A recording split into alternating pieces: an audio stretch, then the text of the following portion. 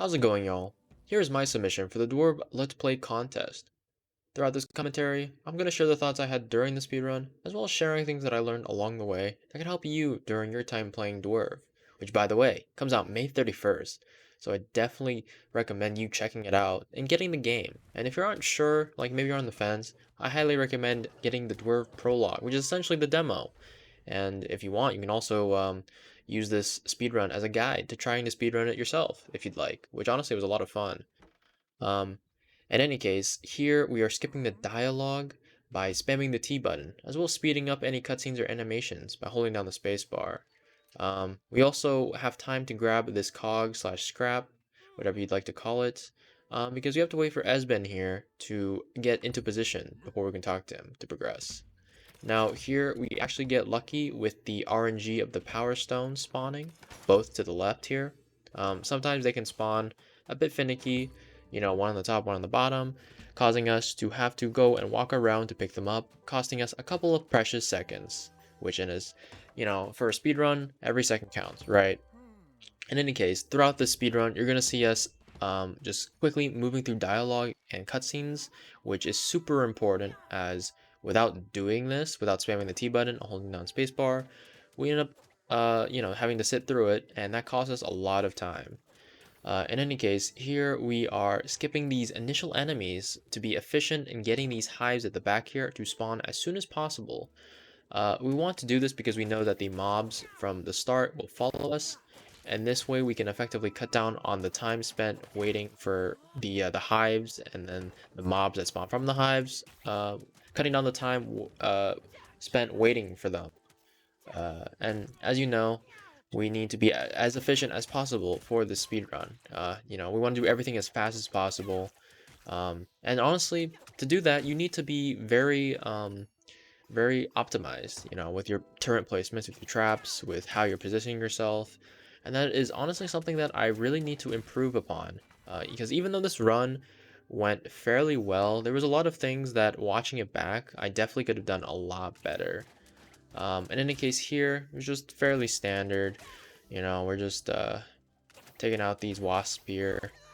Nothing much to say about this, but actually real quick, I will mention that I wanted to do a no-hit speedrun, but at this point, I think this was my 20th run or so. I think I've been practicing about, in total 3 to 4 hours, and even though this run at this point was like 20 to 30 seconds faster than any other run, whenever I try to do a no-hit run, like not only would the time be like 3 to 4 minutes like at that point, because I'd be so cautious and careful, but even if I had made it to further points, like I just didn't really know optimized placements and strategies.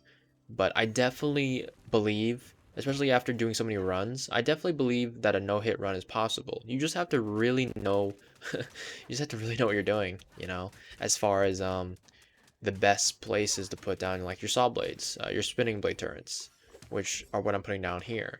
As you can see, I have a good idea where they should go, but I mean, I definitely know that there are better spots for them as far as efficiency is concerned. But yeah, so far in the run, nothing's gone too terribly bad, and we are making good progress here. So here, I'm actually not going to use my my dash once the barricade, this rock barricade, goes down, because if you didn't know, you can actually dash through the brush here, the bushes. That way, you don't have to just stand still to attack it with your boomerang or place down a turret. So it's actually a lot faster to just dash through them. Again, here we talk to Esben, but we spam the T button and hold down space to quickly get through all that. So yeah, at this point, we are still about 20 seconds or so faster than any other run. I believe this program that I'm using to keep track of time on the left is called LiveSplit, and this is my first time speedrunning a game ever, so I didn't really have it figured out, so I do apologize for it taking up so much of the screen. I'm not hiding anything. There's no cheats back there, which is a bit ironic actually. I'll get to why I bring that up, because something funny does happen later in the run. Not intentional. I did debate whether or not I would pretend like I had done it on purpose, but I'll get to that. Here we I decided to attack the wheat to because it can drop scrap, the cogs, that those are used for upgrading like your turrets and traps later in the game. But it actually isn't that important. I think in future runs, I might actually choose to just focus DPSing, focusing my damage on the enemies, because you have plenty of opportunities later to get the cogs, the scrap, right? And even um, and even then, it isn't really that important because by the time we get to the upgrade station, it's already at the very end, basically, of the run. So the impact the upgrade has is very minimal. But here we have figured out a pretty decent setup, having just two crossbows at the end of this log bridge. Um, Obviously, I'm standing behind my turret because I am one hit away from death. And obviously, for this run, if it was a no-hit run, I would have already failed. But just dying here would just cost us a lot of precious time. And for a lot of my other runs, if I had died, I just restarted. It just wasn't really worth trying to just keep going, just because honestly, there isn't a lot of opportunities for faster times. Uh, Obviously, as I mentioned before, just placing turrets and having good strategies can make a big difference, but I definitely believe that there is a limit to that. And so it all comes down eventually to just your speed, like how quickly you can get a position and place down the turrets and repair them or recall them, and dashing, things like that. So here actually, and I forgot to mention that in the other zone, something that I really love about Dwerve so far is that you have a lot of freedom as far as creativity, as far as like how you want to approach a situation or a combat phase, right? So we could have just, placed it as the game wanted us to, but throughout my runs, I was just experimenting because I didn't really know what would be the most optimal setup. So I was just like, you know what, I'll just put stuff down and just hope it works, or just see what I think will be fastest, and we'll just keep trying it run from run. And you know that particular area on the left here that we're passing with the water, I realized, hey, if I just put it right up to it, that works. um so anyways, here I play very cautiously because this run, compared to all my other runs, not taking into consideration the incident that I was foreshadowing that occurred that I haven't mentioned yet. We'll get to that. But here, I'm playing very cautiously because, we're about 20 seconds faster than any other run, for no particular reason, just pretty good pathing and RNG leading up to this point. So yeah, I'm just playing in the corner here, but there's no cause for concern. We get past it easy peasy. So yeah. Here, again, we are just skipping through dialogue, speeding up time, essentially. You can definitely notice when it happens if you look at the water, the ripple effect gets sped up, or like whenever there's scrap cogs, they spin really fast. Um, but yeah, so far on the run, um, there are several places that I definitely could have improved upon as far as playing it better, not being lazy with my positioning and not taking hits. Um, but honestly, so far I'm pretty happy with how things are going. Actually, this part in particular is definitely a spot that I think you could get the heat way faster. I just haven't figured out a way to do so. And here actually, I wasted time placing down a turret to get to break the pot there for a scrap. And I don't know if it actually made a difference at the end, but obviously, like here, there's wheat, so you probably have more opportunities to get more wheat with one turret placement. Like, so basically, the time spent would have been way more efficient just placing that turret at the wheat if I was just like going for scrap, right?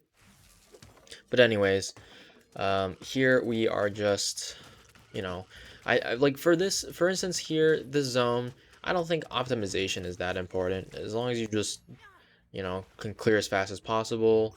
And, if you're doing a no-hit run, as long as you don't get hit, you're good, right? For instance, this area here, definitely possible without getting hit. I think you could probably work on the placement a bit better, but as you can see, I'm kiting, which is very important. Obviously, I still don't have the timing down as far as when Dwerve, which is our main character's name, which you may or may not have known if you're like me and you just skip the dialogue. But yeah, the timing from when he throws the boomerang to when you can move. I mean, you can move whenever you want, but as far as like getting the timing down for when the projectile actually comes out, I was still not entirely sure what it was. So sometimes I get it and sometimes I don't. But for the most part, I kited very well and did not get hit at all. Um, Here actually, I blunder. I oops, put down the wrong turret. I meant to put down a crossbow, but and I actually get hit for that. So if this was a no-hit run, yep, a simple mistake like that can just ruin a run. But obviously I'm not. So actually here, I want to mention briefly a strategy that I did, which you know, might be common sense, but I don't know. I thought I was like high IQ for doing this, but if you noticed, I recalled my turret when it had taken damage and then placed it again. And if you didn't know, it replenishes the HP because you're essentially like, you know, rebuilding it. So obviously it's going to be rebuilt at full HP and not at what it was before. Um, Now, I've debated for a while whether or not that's actually worth doing because the thing is, my logic was, oh, if I, you know, there's a brief respite, how do you say this word? Respite. You know, a brief moment during combat where, you know, you can quickly recall the turret and replace it. You know, the longer that it stays alive, the more damage it does. But at the same time, by recalling it, it is no longer active to do damage. So, you know, I'm not exactly sure if the trade-off is actually, you know, better for you, but I think it's just situational, right? So anyways, here actually I do make a mistake. I didn't recall soon enough before I advanced into the zone. So that could have actually ended the run. But luckily I, you know, made it past just barely. And obviously there is a health pot there, so definitely calculated. Back to full HP. Now here is definitely an area that is very important because if you do not have just even like a semi-decent setup, you just get overwhelmed, right? Especially if you place a crossbow instead of like a saw blade, because your crossbows just get deleted, right? They are ranged DPS that are squishy in comparison to the saw blades, which have more HP. Um, and as I've mentioned before, you know, definitely having proper strat, well, not necessarily proper, but having a good idea of where you should place turrets and traps can help a lot as far as staying alive and quickly clearing the mobs.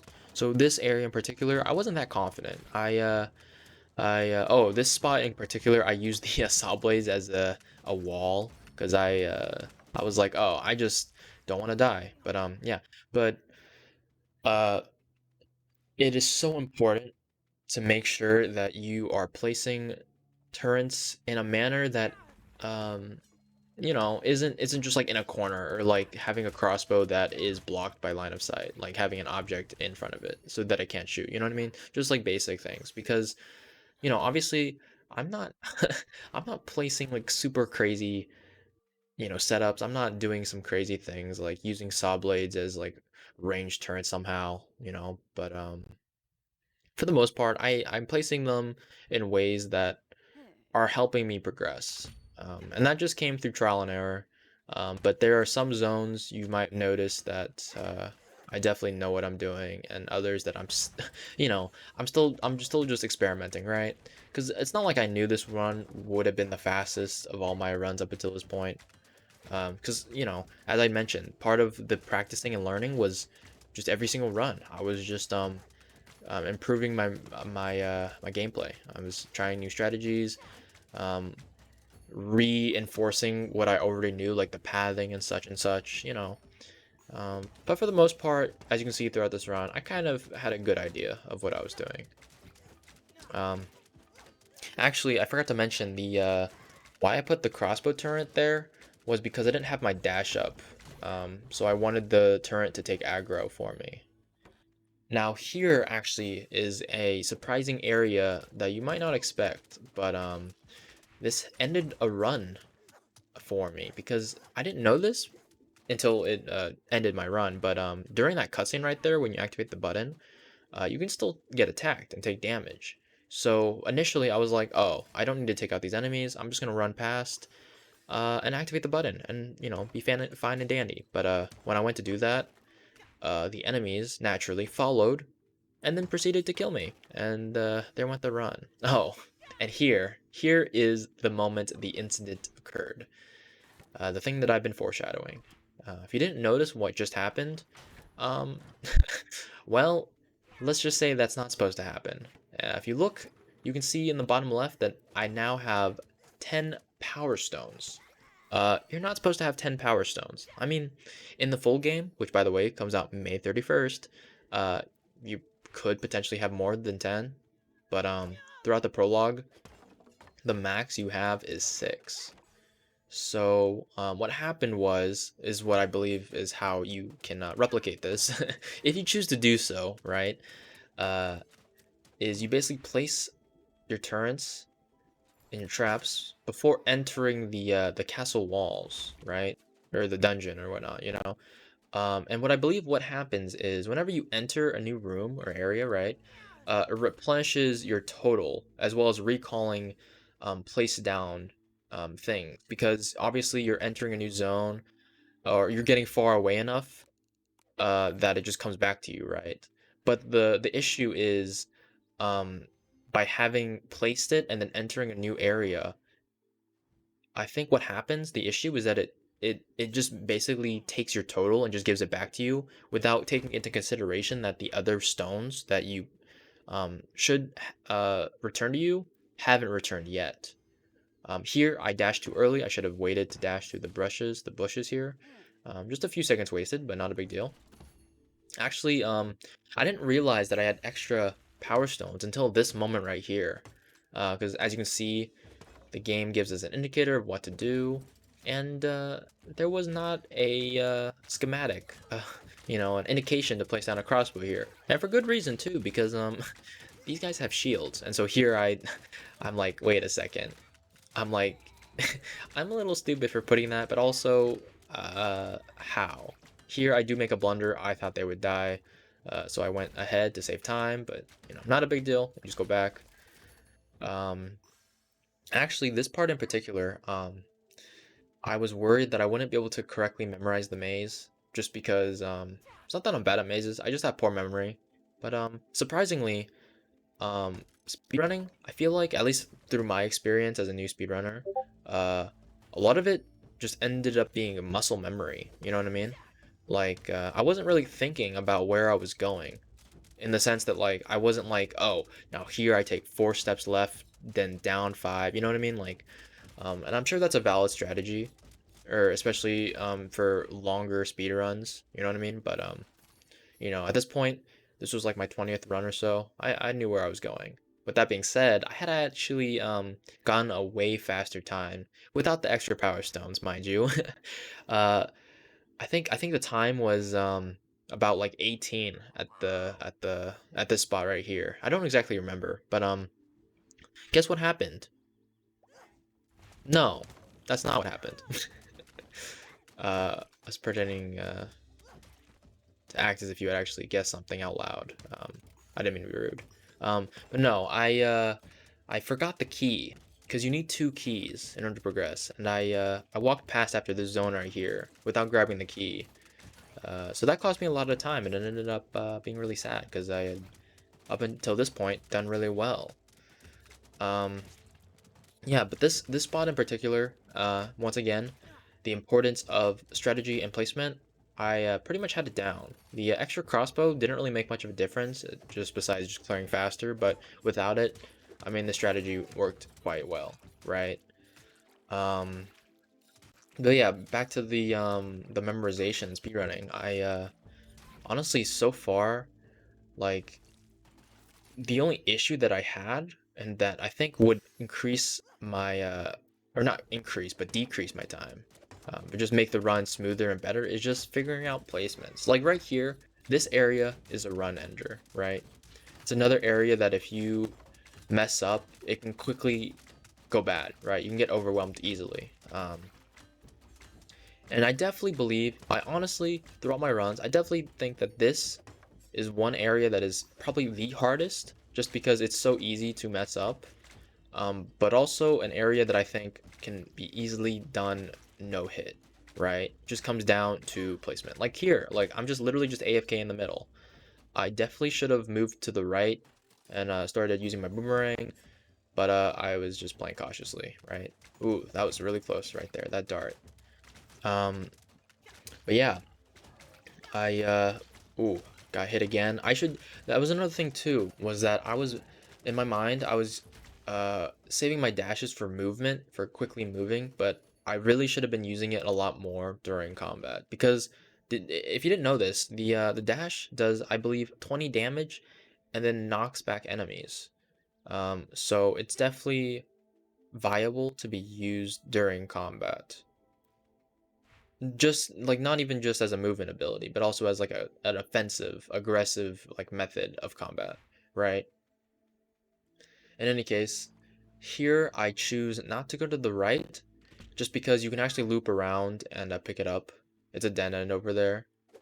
Here didn't have my dash up, that's why I placed down that turret there. Just take aggro, nothing special. And here is another area where I definitely had a good idea of what I needed to do as far as strategy and placement. Obviously having an extra power stone meant that this went by a lot smoother, but without an extra turret, it still go fine if you like copied it. But I highly recommend you don't copy, right? There is a lot of joy in finding a strategy that works, and especially with replayability. Like, it is really enjoyable to just try different strategies, especially in the same area, right? Um, like before, I had tried doing a combination of tar, crossbow, spinning, like using everything. I just done all crossbow and then like one saw blade. Uh, just different things, and some work, some don't. And just it just comes down to figuring out what you like, what you don't like. And as far as speedrunning is concerned, at the end of the day, you're just trying to find whatever's fastest. So here, this is what I consider the fastest. Um, but yeah, at this point, not much to really say besides I'm just playing as safe as possible because I knew I had a pretty fast run. I honestly didn't really have a goal as far as time was concerned, at least initially. But then once I started doing runs, I was like, ooh, okay, sub 40, sub 30. And so once I got into this area, I was like, wait a second, is sub 25 possible? So I was honestly like, I wasn't like sweating profusely or anything, but I was very nervous because one slip up not only is just the end of the run, well, not end of the run per se, but at this point I hadn't died or anything, and I had a really good time. And in my mind, I was like, for a title, for a record, a sub 25 sounds a lot better than like just putting out like 26 or something. Or you know what I mean? Like, I don't know what it is about rounding numbers or having like you know what I mean. I don't know how to explain my like imagine the number 97 versus 100. I would prefer 100 with no context, just or like 36 versus 40, or I don't know. And by the way, if either of those numbers are your favorite number, uh, I mean no offense. In any case, that is the run. We pretty much just end up getting the key and then going back to the gate, and that's that. Honestly, my experience with the prologue was so much fun, and doing the speed run was a lot of fun with practicing and learning pathing and everything like that. If you enjoyed the video, please be sure to like, comment, and subscribe. And hey, maybe in the future I'll speedrun Dwerve when it comes out May 31st. And who knows, maybe I will be the world record holder. So thanks for watching.